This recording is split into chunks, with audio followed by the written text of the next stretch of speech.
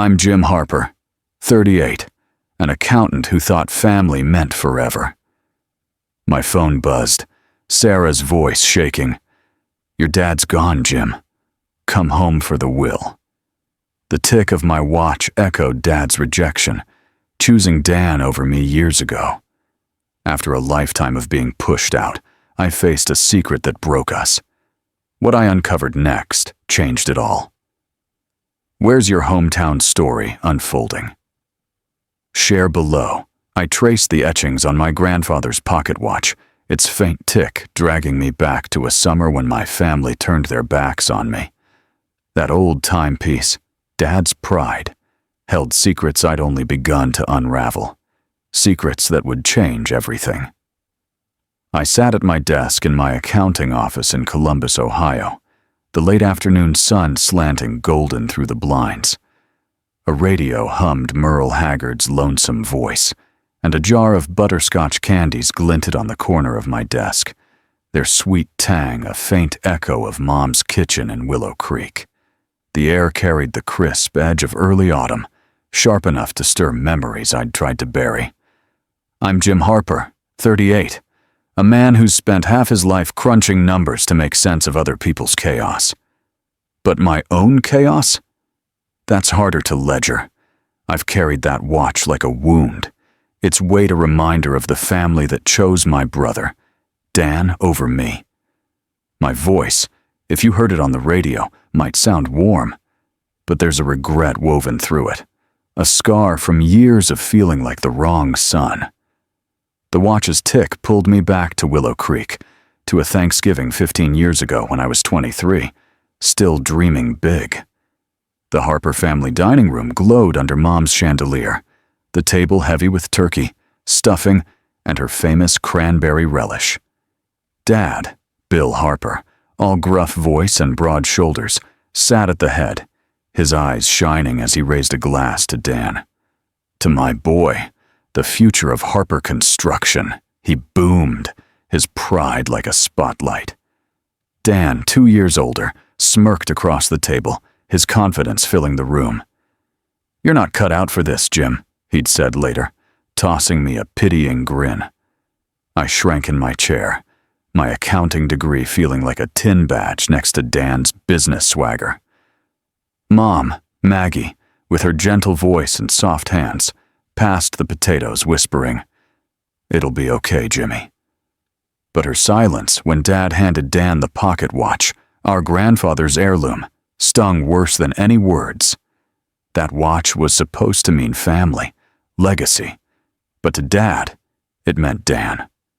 I was invisible, my dreams of balancing books dismissed as safe. The memory tightened my chest, and I set the watch down, its tick louder now. I reached for a butterscotch, the familiar taste pulling me deeper into that summer after Thanksgiving, when I made my stand. I found Dad in his study, the air thick with cigar smoke, the radio crooning Hank Williams. "I want in on the company," I said, my voice steadier than I felt. "I can help, Dad. My degree's solid." Bill scoffed, his gruff tone cutting deep. "Dan's the one to carry my name, Jim. He's got the guts for this business. You stick to your calculators." He leaned back, the pocket watch glinting on his desk, a prize I'd never earn. I looked to Mom, hovering in the doorway, her hands twisting a dish towel. "Maggie, tell him," Dad said, but she just looked away, her silence a betrayal. I walked out that night, vowing to build my own life, leaving Willow Creek and its ghosts behind. 15 years later, I'd done it. Built a life in Columbus, a quiet one, with a small office and clients who trusted my numbers. But the watch, tucked in my drawer, never let me forget. I was still the kid who wasn't enough, carrying a wound I couldn't close. I popped another butterscotch, the radio now playing a Merle Haggard refrain about lost love, when my phone buzzed, snapping me back. "Jim, it's Sarah," came the voice, clear and familiar. My high school friend turned lawyer. Her tone was heavy, not her usual spark. "It's about your dad. He passed last night. Heart attack. I'm sorry." I froze, the candy bitter on my tongue. Bill, gone? The man who'd loomed so large, whose gruff voice still echoed in my head, was just gone. "Thanks for letting me know," I managed, my voice thick. "There's more," Sarah said. "The will readings in Willow Creek, day after tomorrow. You need to be there, Jim. It's important." "Important?" I echoed, a knot forming in my gut. "Sarah, I haven't been back in years. Dan's probably got it all sewn up." "Maybe," she said, her voice softening, "but you deserve to know what's in it. Come home, Jim. Face them." I hung up, staring at the watch. Face them? Mom with her quiet apologies. Dan with his smug grin. The family that chose him over me, that left me with nothing but this ticking relic. My heart was heavy, a mix of grief for Dad and dread for what lay ahead. I wasn't ready. Not for Willow Creek. Not for the ghosts of that dining room, that study, that summer when I walked away. But Sarah's call stirred something. A chance, maybe, to find answers. To uncover the secret Dad's pride had buried. I packed a bag, the watch in my pocket, its weight both burden and anchor. As I locked the office, Merle Haggard's voice faded, but the watch's tick grew louder, like a heartbeat I couldn't ignore. I climbed into my truck, the road to Willow Creek stretching before me, and wondered what was waiting there. Family can break your heart, but it's the cracks that let the light in. The creak of my childhood home's porch steps hit me like a punch, pulling me back to the day I walked away. This house, once my refuge, now held the secret that tore us apart, waiting to be uncovered. I stood before the Harper family home in Willow Creek, Ohio, early evening shadows stretching across the yard. Crickets hummed, a radio in the kitchen played baseball scores, and Mom's butterscotch jar glowed under a lamp inside, its light a bittersweet beacon. The air was cool, early autumn biting at my fingertips. I'm Jim Harper, and stepping onto this porch felt like betraying the promise I made at 23 to never come back. My voice, if you caught it on a late-night radio, would sound steady but raw, carrying the ache of a man who's changed, but still feels the old scars. "This place hasn't changed," I muttered, but I have. 15 years ago, that summer after a bruising Thanksgiving, I stood in this living room, the air heavy with Dad's cigar smoke. Bill Harper, all cold command, sat in his armchair, his voice like gravel. "This is Dan's future, Jim," he said, dismissing my plea to join Harper Construction. "You don't belong here," Dan added, his sharp tone slicing through me, his arrogance filling the space where my hope had been. I was 23, clutching my accounting degree like a lifeline, begging for a piece of the family legacy. Dad's refusal, his eyes fixed on Dan, my brother, the golden son, crushed me. I looked to Mom, Maggie in the doorway, her hands twisting a napkin. She stayed silent, her soft, "Jimmy," trailing off. I vowed that night to leave Willow Creek for good, the sting of their rejection burning in my chest. Now, I pushed open the front door, the familiar squeak jarring. Mom stood in the hall, frailer than I remembered, her gray hair pulled back, her voice trembling. "It's good to see you, Jimmy," she said, offering a brief hug.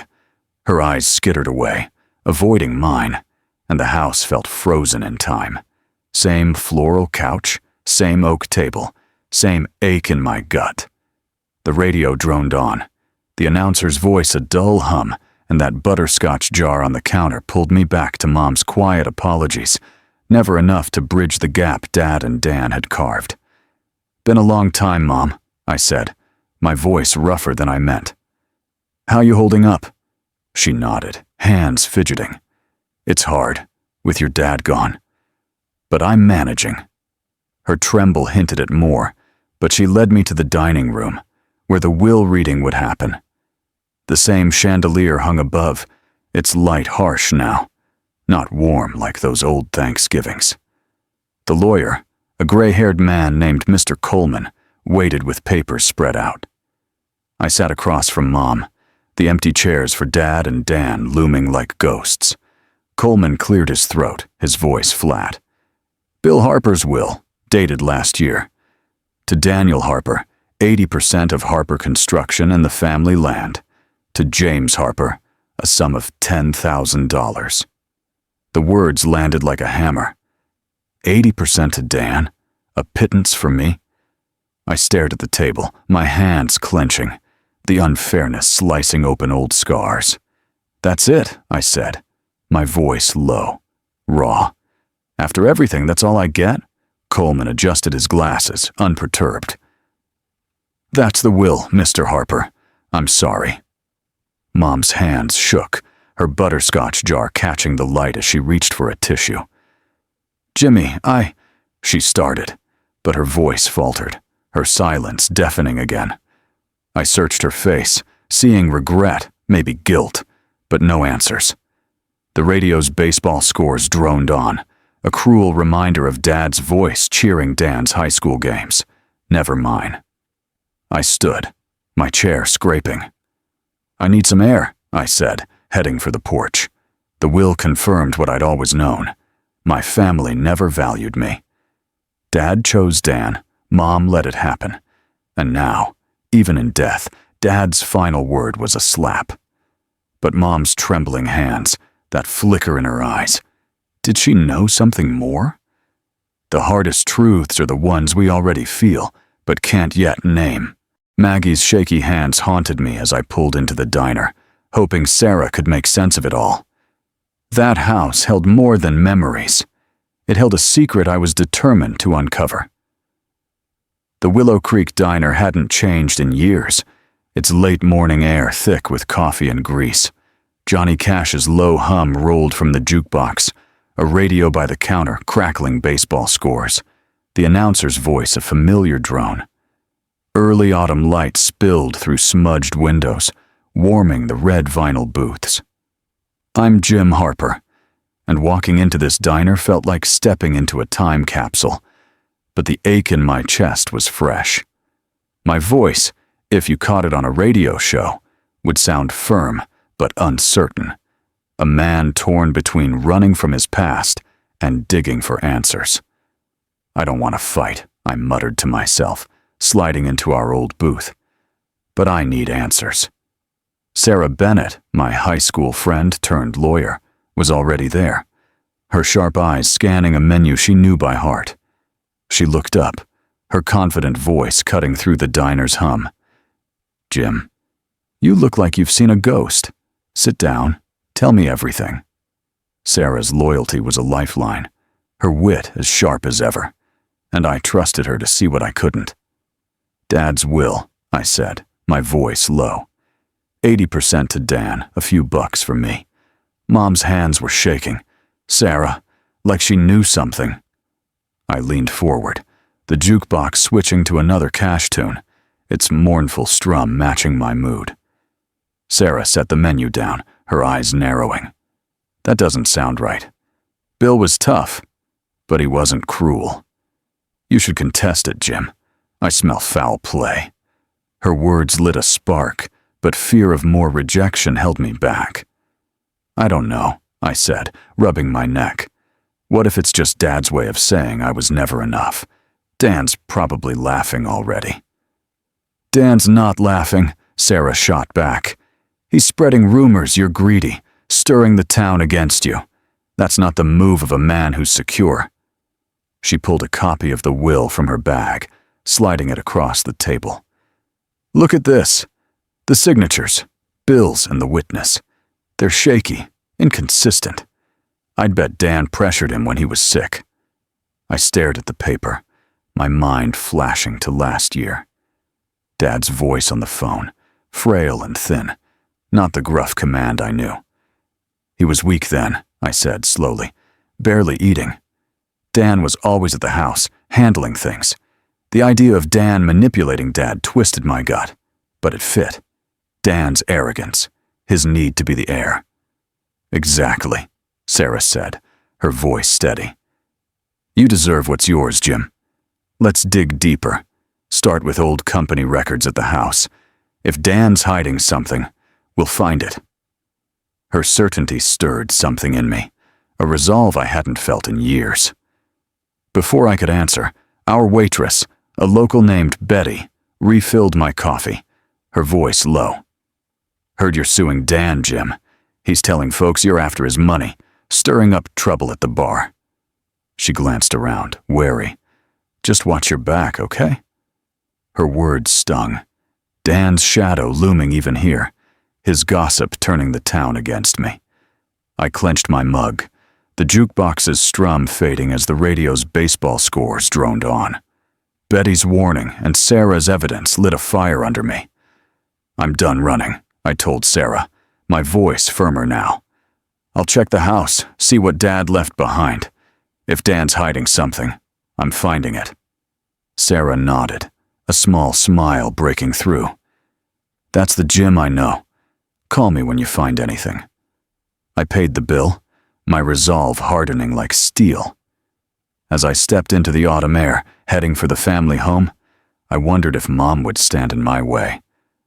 Truth doesn't come cheap, but it's the only currency that sets you free. The family home's front door loomed like a gate to the past, daring me to step through and face its secrets. The pocket watch in my pocket ticked like a countdown to the fight I couldn't avoid. I stood in Bill's study, the Harper family home in Willow Creek, Ohio, evening shadows pooling under a desk lamp's glow. Papers smelled of dust, their edges curling, while a radio downstairs murmured old hymns, their solemn notes drifting up. Early autumn's chill seeped through the window, sharpening my focus. I'm Jim Harper, and being in Dad's study felt like defying the man who'd shut me out. My voice, if you heard it on a late-night radio, would carry a steady edge, anger simmering beneath. I'm not the kid you pushed around anymore, I muttered, rifling through drawers, determined to find proof of Dan's manipulation. I needed to know if Sarah was right, if Dan had twisted Dad's will. My fingers brushed a yellow document, a draft will from years ago, its typed words clear. Assets to be split evenly between Daniel and James Harper. My breath caught. Dad had meant to treat us equally, not hand Dan 80%. This was proof, a crack in Dan's armor. I turned, ready to show Mom, when she appeared in the doorway, her frail frame tense. Jimmy, what are you doing? Maggie's voice trembled, soft and anxious, her hands clutching her sweater. She didn't stop me, but her eyes darted to the paper, nervous. Looking for the truth, Mom, I said, holding up the draft. This says Dad wanted us equal. Why'd it change? My voice was steady, but my pulse raced, the hymns below swelling like a warning. Maggie hesitated, her gaze dropping. Your dad was sick, Jimmy. Things got complicated. Her vagueness stung. But before I could press, heavy footsteps thundered up the stairs.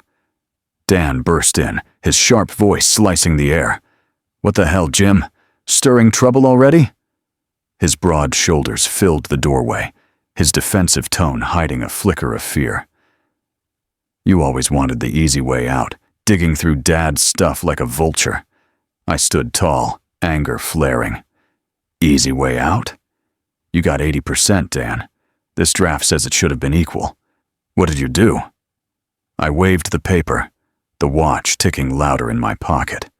Dan's eyes narrowed, his voice rising. You're out of your league, desk jockey. Dad chose me because I earned it. You ran off to your calculators. He stepped closer, but Maggie moved between us, her voice soft, pleading. Please don't fight, she said, her hands shaking. This house has seen enough anger. Her words halted Dan, but his glare didn't waver.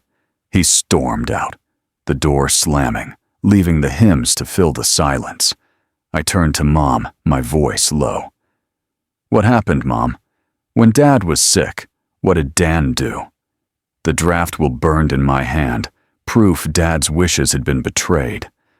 Maggie's shoulders sagged, her voice barely a whisper. "I saw Dan with the lawyer, Jimmy, months before Bill passed. They met late, when your dad could barely sign his name." Her admission hit like a stone, confirming Dan's coercion, locking in my resolve to fight for justice. I pulled out my phone, calling Sarah. "Found a draft will. Mom saw Dan with the lawyer," I said, my voice firm. "We're suing, Sarah. No turning back." "Got it," Sarah replied, her confidence steadying me. "Bring that draft tomorrow. We're building a case." I hung up, slipping the will into my pocket, when my hand brushed another paper in the desk, a folded note, tucked deep. Could it hold the key to everything? Some battles choose you, and running only delays the reckoning. The note in Dad's desk felt like a grenade, its faded words ready to blow open the truth about Dan. The pocket watch in my pocket ticked louder, as if counting down to the fight I couldn't walk away from. I stood in Bill's study, deep in the Harper family home in Willow Creek, Ohio, the late-night air heavy with mid-autumn chill. A desk lamp cast flickering shadows, the musty smell of old papers clinging to my fingers. Downstairs, a radio hummed gospel tunes, their mournful chords seeping through the floorboards. I'm Jim Harper, and being here, surrounded by Dad's things, stoked a fire in me I hadn't felt in years. My voice, if you caught it on a radio, would sound steady but laced with doubt. A man ready to fight, but scared of what it had cost. "This could break us for good, Mom," I whispered, unfolding the note I'd found tucked in Dad's desk. The paper was brittle, dated years before Dad's death, addressed to his lawyer in Bill's sharp scrawl. Assets to be split evenly between Daniel and James. My heart thudded. It contradicted the final will, the one that gave Dan 80% and left me scraps. This was proof, clear as day, that Dan had twisted Dad's wishes when he was too sick to fight back. The gospel music swelled, a hymn about redemption that felt like a taunt. I pulled out my phone, dialing Sarah, my lawyer and old friend. "Found something big," I said, my voice low, urgent. A letter from Dad, years old, saying the assets should be equal. It's not the will they read. Sarah's sharp voice came through, warm but confident. "That's solid, Jim. It screams coercion. Bring it to my office tomorrow." She paused, her tone softening. "But you know a lawsuit's gonna split this town. Dan's already got folks whispering you're greedy. You ready for that?" I hesitated, the watch's tick echoing in my ear. Dad's gruff voice rang in my head, calling me weak for choosing accounting over his construction empire. That summer, 15 years ago, when he handed Dan the pocket watch and shut me out, I'd believed him. Was I strong enough now to face Dan, Mom, the whole town? "I don't know, Sarah," I admitted. "What if this tears us apart for good?" "You've got this, Jim," she said, her voice a lifeline. "Trust the truth. It's all you need." I nodded, though she couldn't see, the note trembling in my hand. A soft creak at the door made me turn. Mom stood there. Maggie, her frail silhouette barely lit, her voice soft and trembling. "Jimmy, you're still here?" Her eyes flicked to the note, guilt clouding them. "What's that?" I held it up, my voice steady but sharp. "Dad's letter, Mom. He wanted me and Dan equal. Why didn't you tell me?" The gospel tune downstairs hit a high note, its plea for forgiveness clashing with my anger. Maggie's hands shook, her voice barely a whisper. "I should have spoken up sooner, Jimmy. When your dad was sick, Dan was always with the lawyer late at night.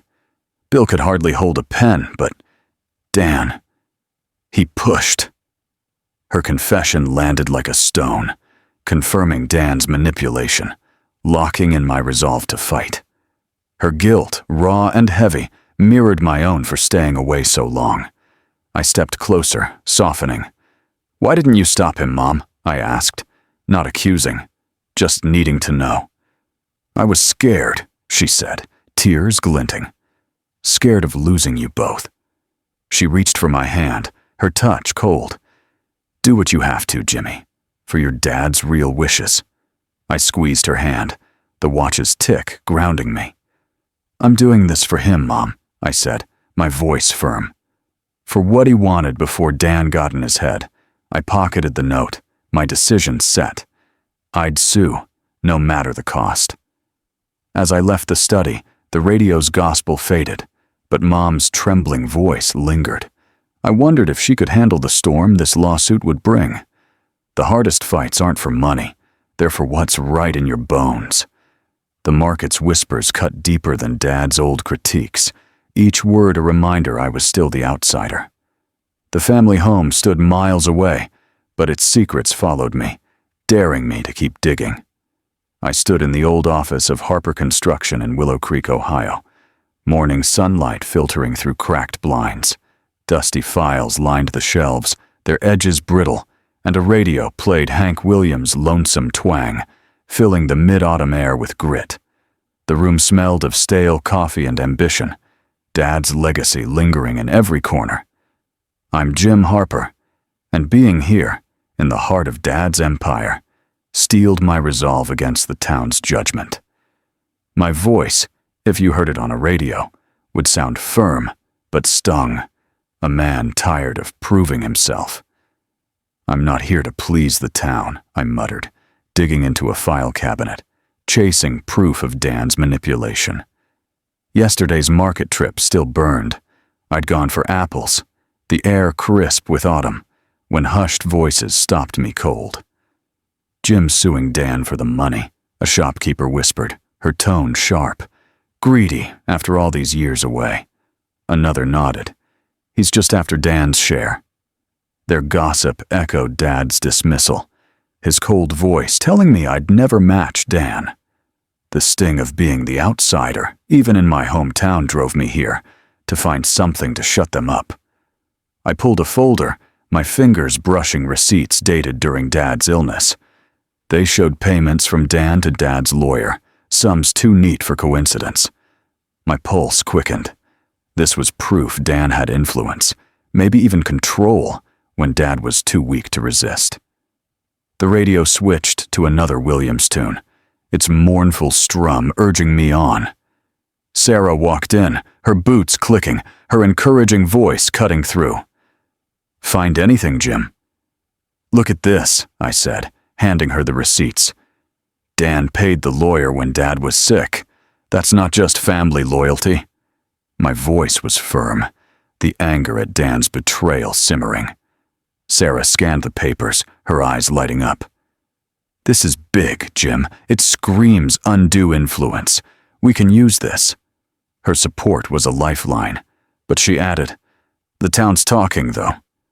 They're calling you greedy. Let them talk. You're doing what's right." I nodded, but the gossip stung, dragging me back to a winter 15 years ago, when I tried to mend things with Dad. I'd driven to Willow Creek, snow crunching under my tires, and found him in this office, his voice harsh. "You'll never be Dan," he said, refusing my offer to join the company. "He's got the fire I need." I left, vowing to build my own life, but his words stuck, branding me the lesser son. Sarah's voice pulled me back. "I stood up to a toxic boss once," she said, leaning against the desk. "He tried to bury me, but I fought, and it made me stronger. You're fighting for Bill's truth, Jim. Don't let the noise stop you." Her story hit home, cementing my determination.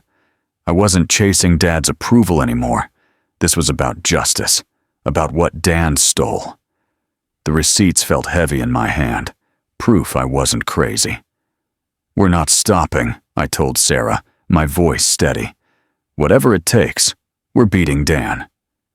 Hank Williams' voice faded, the radio crackling softly, as Sarah handed me a witness list, her smile fierce. "These folks might know more," she said. "Start with them. We're close, Jim."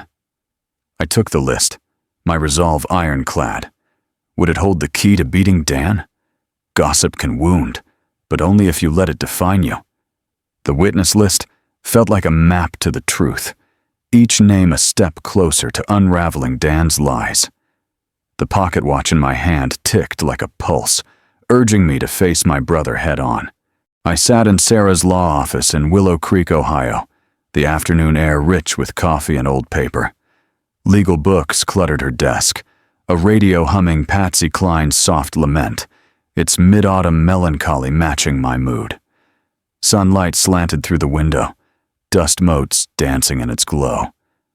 I'm Jim Harper, and every name on that list fueled my focus, though fear gnawed at me.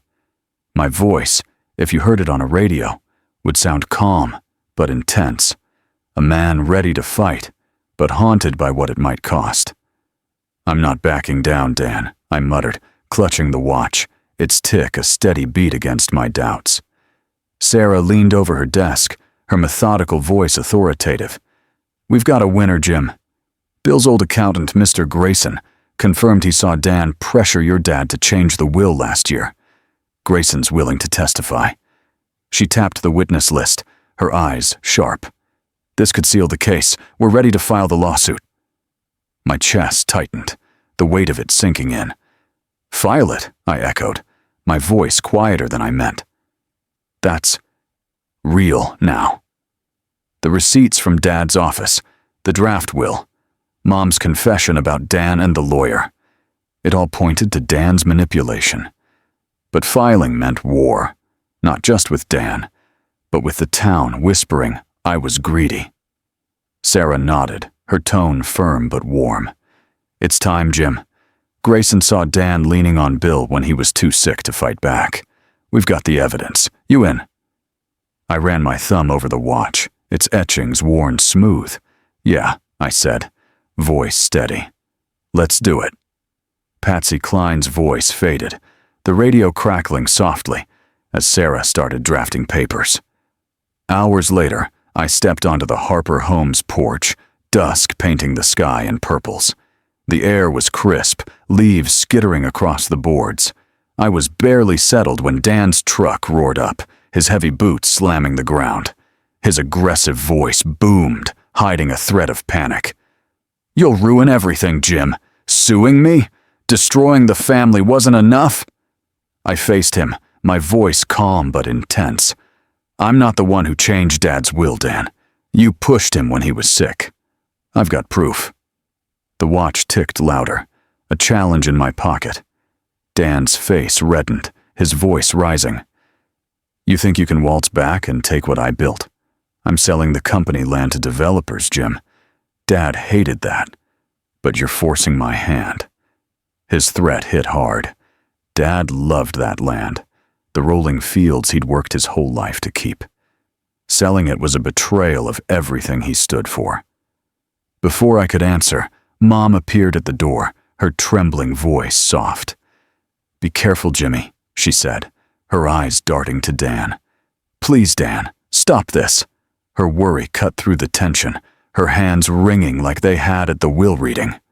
Dan glared at her, then me. "You're both against me now," he spat, storming back to his truck, tires spitting gravel. I turned to Mom, my voice gentler. "I'm fighting for Dad's legacy, Mom, what he really wanted."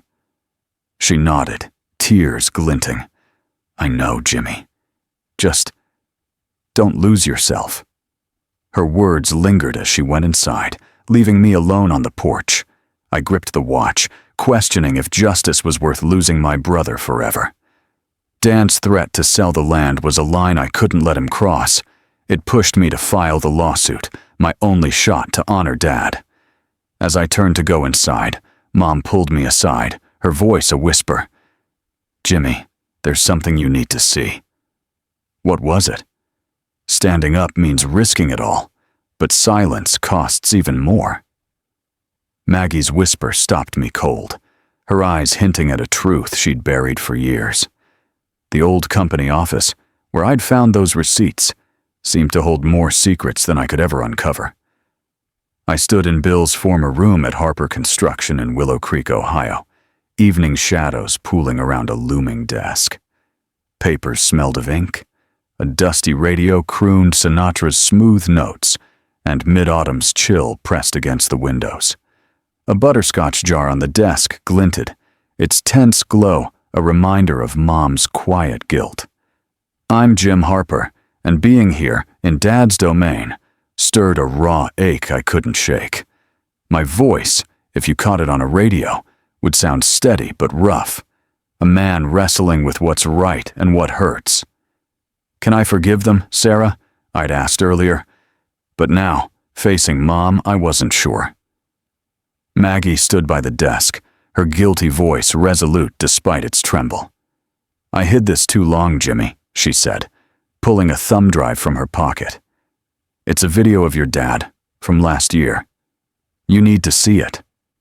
Her hands shook, Dan's shadow fueling her fear, but she didn't back down. I took the drive, my fingers brushing the butterscotch jar, its sweetness clashing with the moment's weight. "What's on it, Mom?" I asked, plugging it into an old laptop on the desk.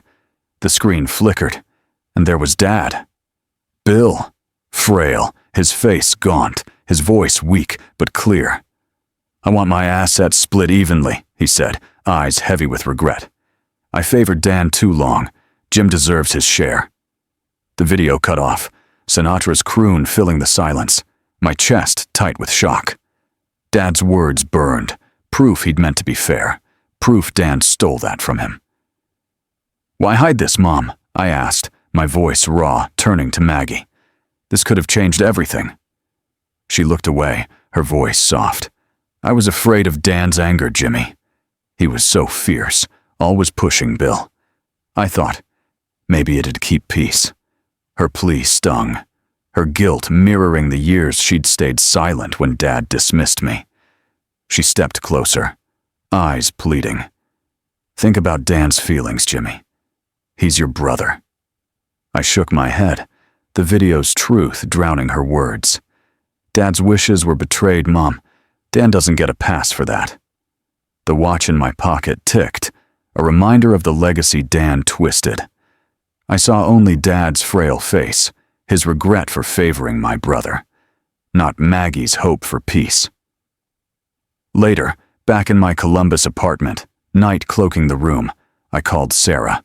The city's hum was faint outside, my desk bare except for the watch.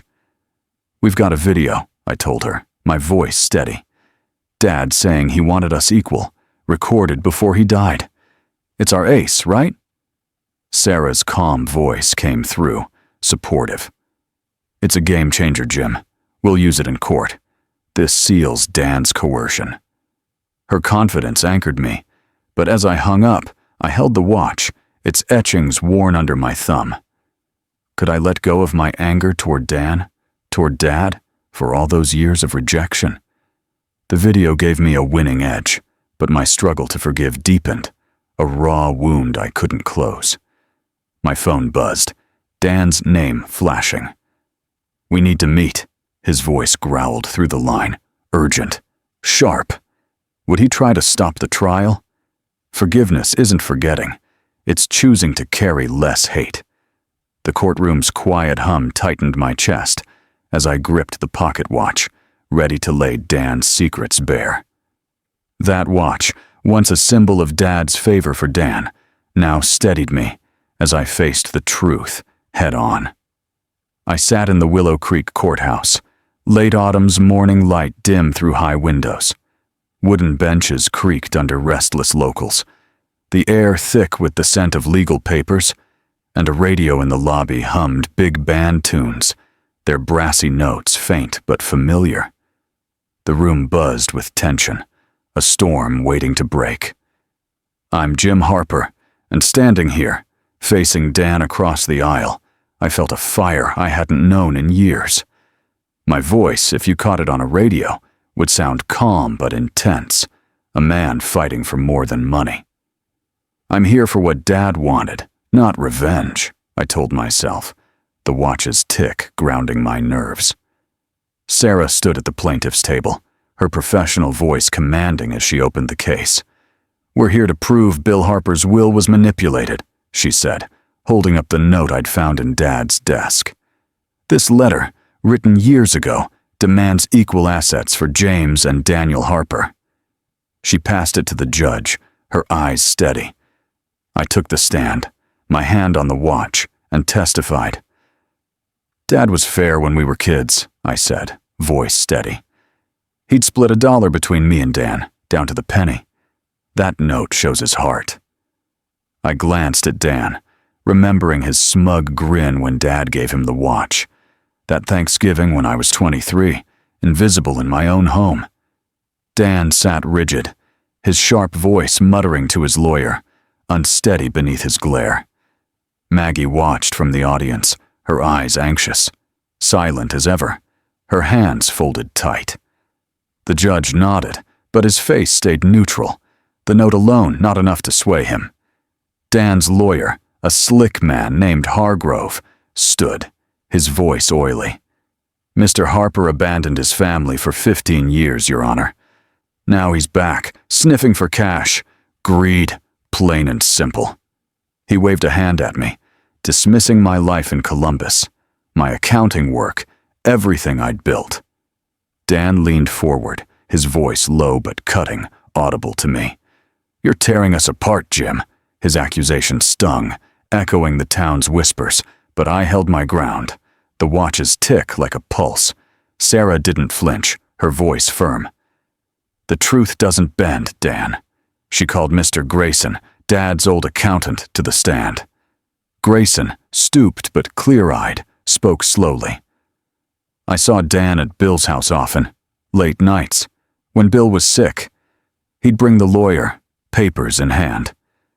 Bill looked, worn down." The locals in the gallery whispered, their hushed voices rippling through the room, and I felt a spark of hope. Grayson's words hinted at coercion, a crack in Dan's defense. Sarah sat, her glance at me saying we'd landed a blow. The judge scribbled notes, his face still unreadable, but Grayson's testimony strengthened our case, solidifying my resolve. I wasn't just fighting for money. I was fighting for Dad's true wishes, for the fairness he'd meant before Dan twisted it. The big band music in the lobby faded, the courtroom's hum returning, heavy with anticipation. As we recessed, Sarah leaned close, her voice a whisper. "We're saving the video for the perfect moment, Jim. It'll turn the tide." My grip tightened on the watch, hope flaring, but Dan's glare followed me out. Would the video be enough? Truth can feel like a storm, but it's the only way to clear the air. Dan's glare across the courtroom screamed defiance, but I saw a flicker of fear in his eyes. The family home, where our fights began, loomed in my mind, its walls holding the secret we'd soon expose. The Willow Creek courthouse buzzed that late autumn afternoon, sunlight cutting through clouds to cast shadows on the worn floor. The air was heavy with tension, a radio outside playing Glenn Miller's brassy swing, its lively notes clashing with the room's gravity. Wooden benches groaned under the crowd, their whispers like static. I'm Jim Harper, and facing Dan in this courtroom, I felt a resolve I'd never known. My voice, if you heard it on a radio, would sound steady, moved by the weight of what was unfolding. Sarah stood at our table, her strategic voice firm as she called, "Margaret Harper to the stand." Maggie, my mom, rose from the gallery, her nervous steps echoing, her eyes meeting mine with a tremor. Sarah leaned in, whispering, "This is our moment, Maggie." Mom took the stand, her hands shaking, but her voice, though soft, held clear despite its quiver. "I saw Dan argue with Bill about the will," she said, her words slicing the air. "Last year, when Bill was sick, Dan pushed him, papers in hand, late at night." The crowd gasped, a ripple of shock, and Dan's eyes betrayed unease, his fists clenching. I held my breath, watching Mom confront the truth she'd buried. Dan bolted up, his angry voice cracking, raw with panic. "You're lying to save Jim," he shouted, pointing at her. "You're ruining me, Mom." His outburst drew a sharp gavel from the judge, who snapped, "Order!" The locals murmured, Dan's lawyer tugging him down. But his words had weakened his case, his control slipping. Sarah pressed on, her voice steady. "Mrs. Harper, you're certain of what you saw?" Maggie nodded, her eyes glistening. "Yes. Bill was too weak to fight back. I should have said something then." Her guilt, raw and heavy, mirrored the years she'd stayed silent when Dad favored Dan. I wanted to reach out, tell her it was enough. The judge's frown deepened, his pen scratching notes, Maggie's testimony shifting the trial's momentum. Dan's glare burned into me, but I saw fear, not just anger, in his unsteady eyes. The radio's Glenn Miller faded as court recessed, the crowd's whispers trailing us out. That evening, in the Harper home's living room, the air was softer, lamplight warm on the floral couch. Mom sat across from me, her hands still trembling, tears falling. "I'm so sorry, Jimmy," she said, her voice breaking. "I didn't speak up sooner. I let you down, let Bill down." I moved beside her, my voice steady, moved. "You did the right thing, Mom. You spoke today. That's what matters." I took her hand, forgiving her silence, feeling our bond strengthen. "We're in this together now," I said, and she nodded, a sob catching in her throat. As Mom went to make tea, Sarah called, her voice crackling through the phone. "Maggie was a star, Jim. The video's our final strike. Dan's on the ropes. Will he break when it plays?" I glanced at the living room, where our fights began, now a place of fragile healing. Courage isn't loud. It's the quiet choice to speak when silence feels safer. The courtroom fell silent as Sarah cued the video, and I froze, knowing Dad's voice would change everything.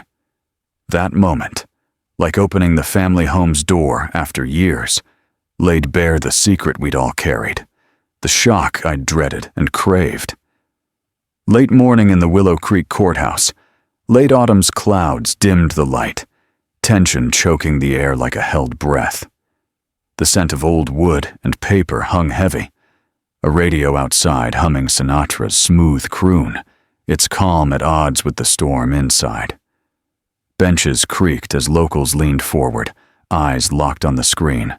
I'm Jim Harper, and this moment, with Dan's defeated slump across the aisle, was what I'd fought for. My voice, if you caught it on a radio, would break, but hold strong, raw with emotion. Sarah stood tall, her triumphant voice steady. "This video tells the real story," she said, pressing play. Dad appeared, Bill, frail, his eyes sunken but sincere. "I wronged Jim," he said, his voice a ghost of its gruff self. "I want my assets split evenly. Dan, I favored him too long." The courtroom reeled, gasps rippling through the crowd. Dan slumped, his face ashen, his hands gripping the table. I clutched the pocket watch, its tick drowned by my pounding heart. Dad's words were a lifeline, proof he'd meant to be fair, that Dan's manipulation stole it. Maggie, in the gallery, covered her mouth, her eyes glistening with relief. The judge leaned forward, his pen still, as Sinatra's faint melody drifted in, a surreal backdrop to the truth unfolding. Dan's lawyer scrambled, but Dan stood, his voice quiet, broken. "I thought I was saving the company," he said, barely audible. "Dad was sick. The business was slipping. I pushed him to change the will to keep it strong." His admission, raw and unguarded, stunned the room. The judge's eyes narrowed, his gavel poised. "Enough," he said, voice firm. "This video, combined with prior testimony, shows undue influence. The will is voided." Assets will be split equally between James and Daniel Harper. The gavel fell, and the crowd erupted in whispers, but I felt justice land like a hollow thud. Dad wanted us both, Dan, I said under my breath, my voice breaking, staring at my brother's bowed head.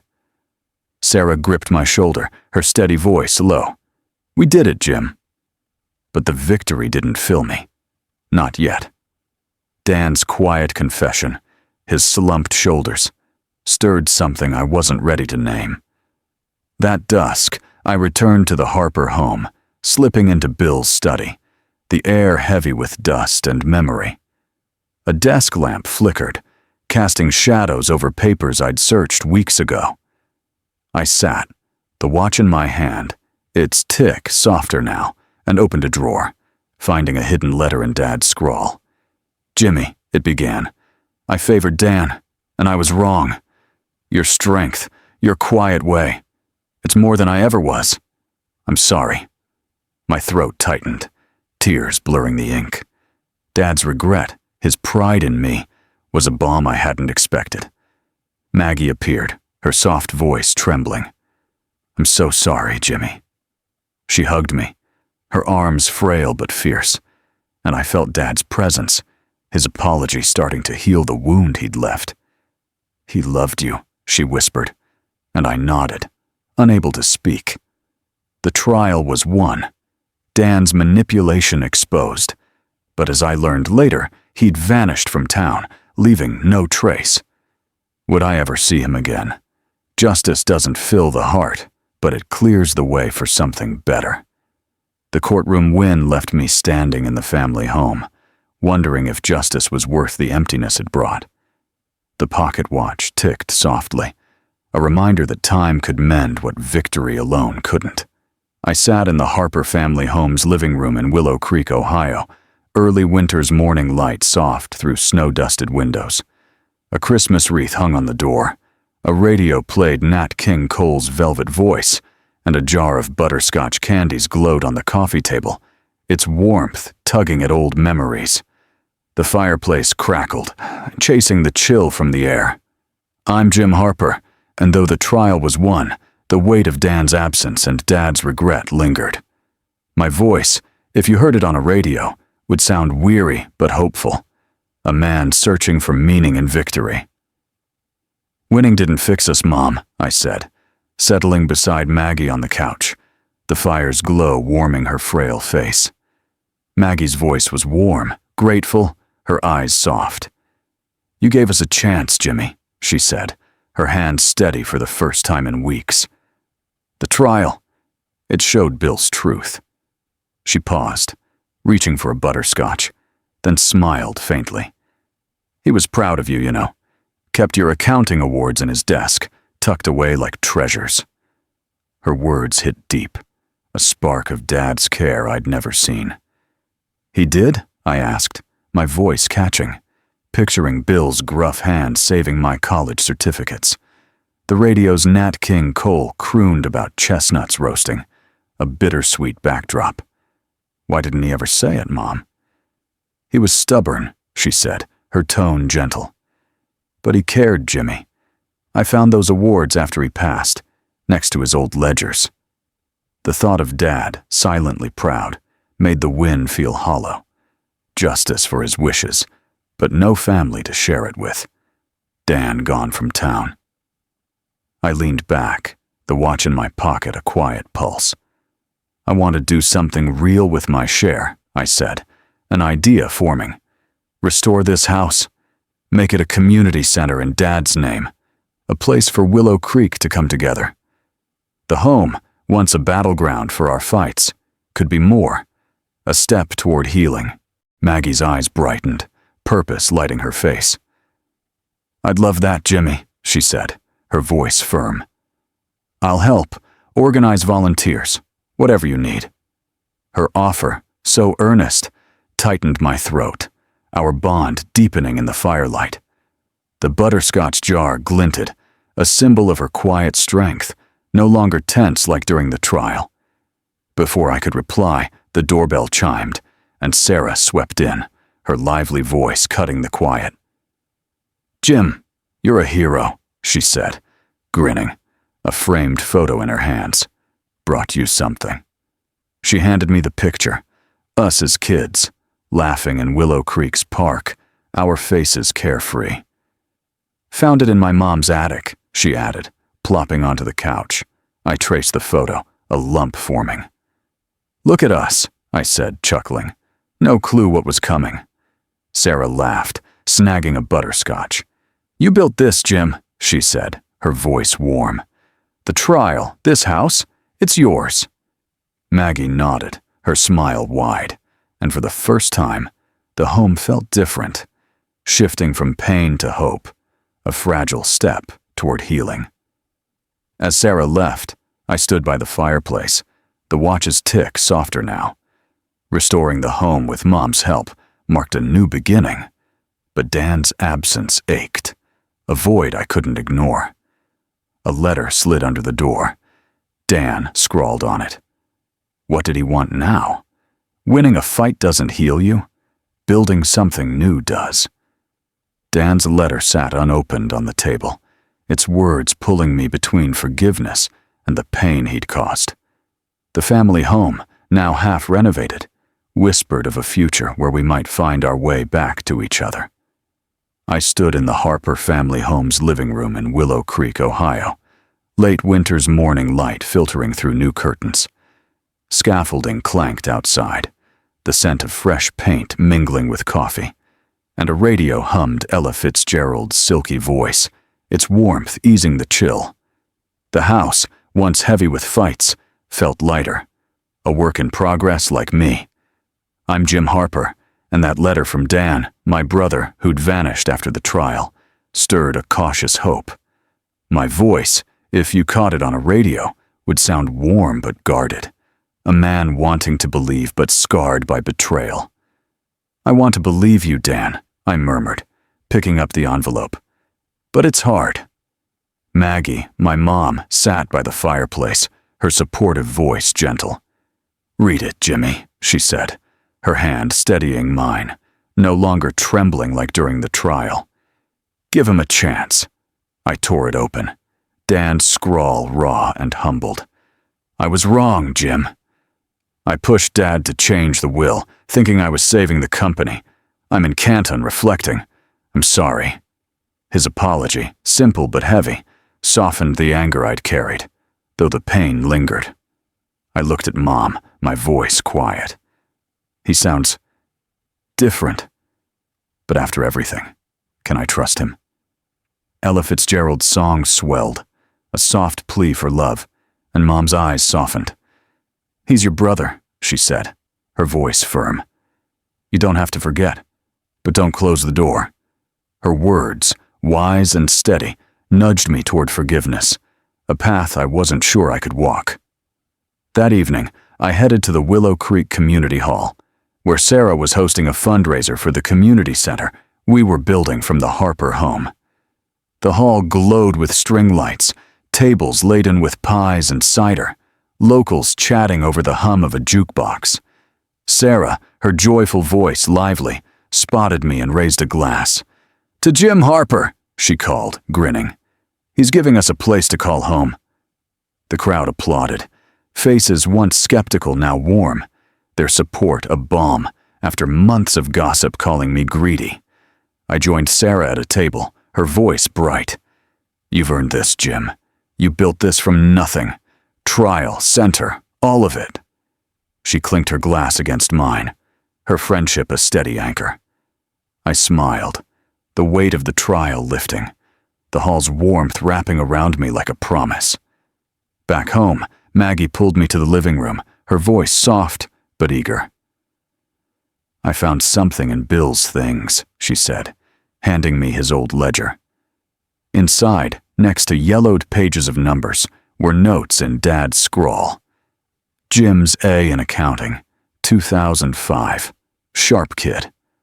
My throat tightened, a weight lifting as I saw Dad's quiet pride, his love hidden in those margins. He never said it, I whispered, my voice thick. But he cared. Maggie hugged me, her voice warm. He did, Jimmy.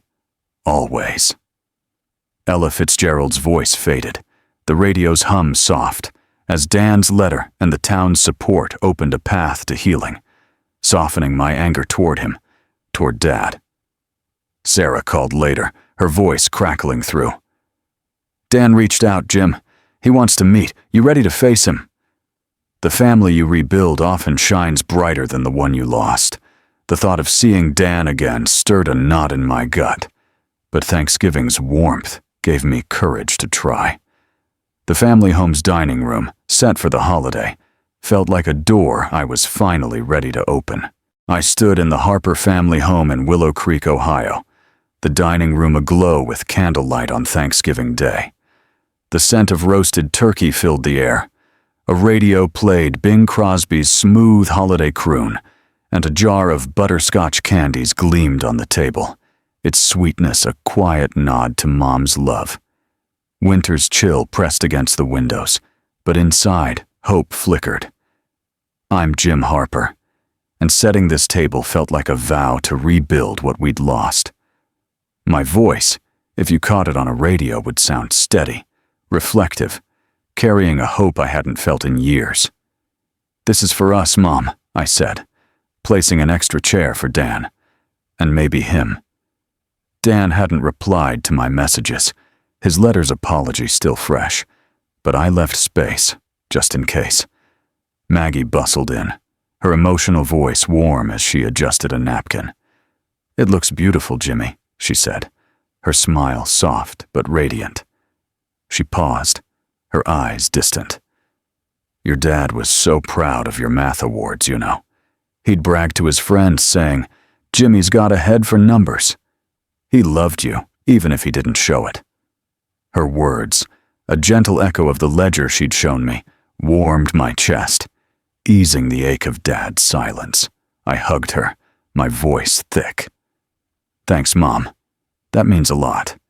The doorbell chimed, and Sarah swept in, her cheerful voice bright, a pumpkin pie in her hands. "Happy Thanksgiving, Harpers," she sang, setting the pie down. "Smells like heaven in here." She plopped into a chair, snagging a butterscotch, and grinned. "Remember our diner days, Jim?" Sneaking fries, dreaming big. Her laughter sparked my own, and Maggie joined, her smile wide, recalling how she'd slip us extra shakes. "You two were trouble," she teased, her voice light. For a moment, we were family again, the dining room free of old fights, Bing Crosby's croon wrapping us in nostalgia. We sat to eat, the table heavy with turkey, stuffing, and Mom's cranberry relish. I looked at Dan's empty chair, its silence loud, but peace settled over me. "I'm thankful for you, Mom," I said, my voice steady. "For Sarah, for this chance to start over, and for hope." I paused, glancing at the chair. "Dan's welcome if he comes." Maggie squeezed my hand, her eyes glistening, and Sarah raised her glass, her voice bright. "Here's to new beginnings." The meal was warm, laughter mingling with the clink of forks, the radio's holiday tunes a soft backdrop. Dan's absence ached, but the dinner, with his chair empty, marked my readiness to forgive, a milestone in healing. I wasn't chasing his apology anymore. I was holding space for it, and that felt enough. As we cleared plates for dessert, a knock at the door cut through our chatter. My heart skipped. Could it be Dan? Forgiveness isn't about who's there. It's about the love you hold anyway. The knock wasn't Dan, just a neighbor with pie, but it left me wondering if I'd ever see my brother again. The pocket watch in my pocket felt like Dad's hand, guiding me toward a reunion I wasn't sure I wanted. I sat in a booth at the Willow Creek Diner, early spring's noon light streaming through smudged windows. Pancake scents wafted from the grill. Johnny Cash's gravelly voice hummed on the jukebox, and the air held a fresh, hopeful tang. The diner buzzed with locals, their chatter a familiar hum. I'm Jim Harper, and waiting for Dan, my brother, who'd hurt me deepest, stirred a cautious openness. My voice, if you caught it on a radio, would sound calm but guarded, a man ready to listen but braced for pain. "I'm not ready to forget," I murmured, "but I'm here."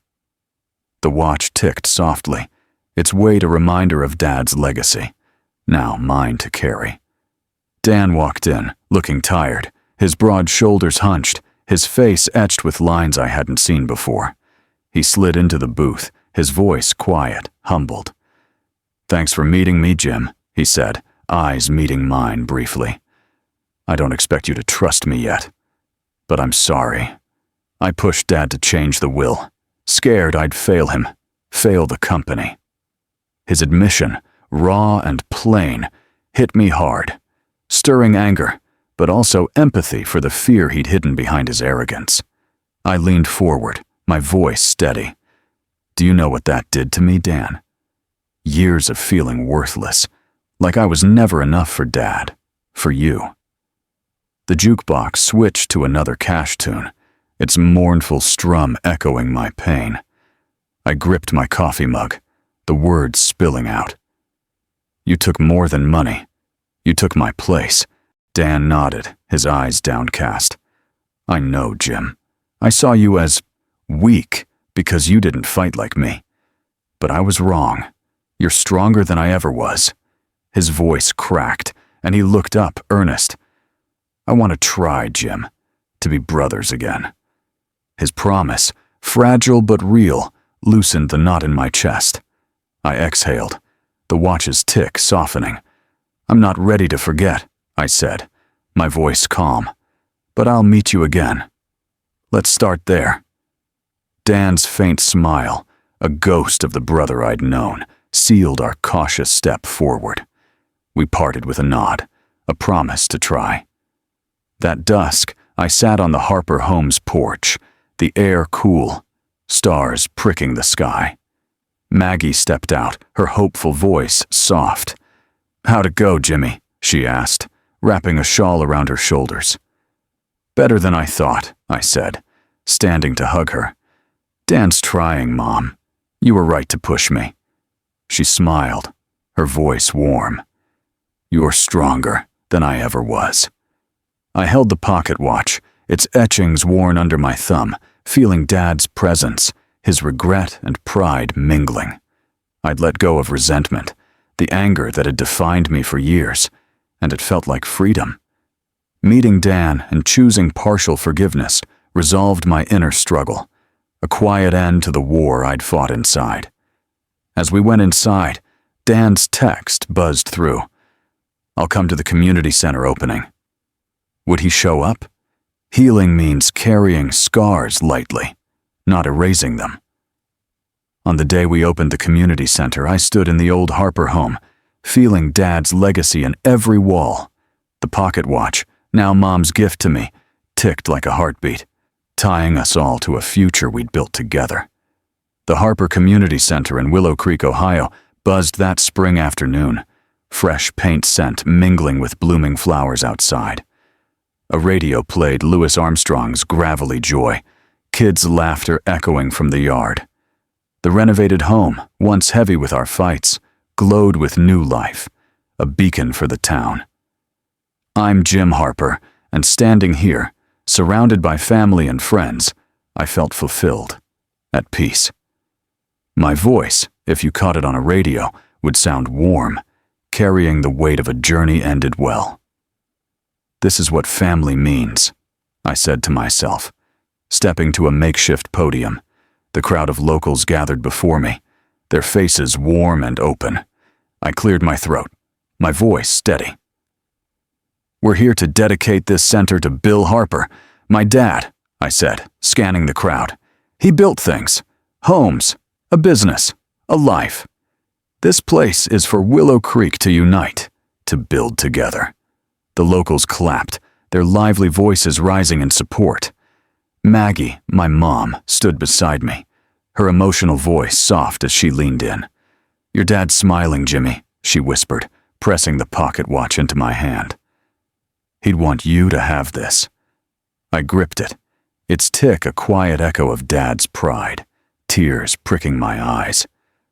As the crowd mingled, I spotted Dan by the food tables, his tentative presence a surprise.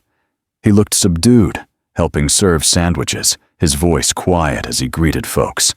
Our eyes met, and we nodded, a silent vow to keep trying.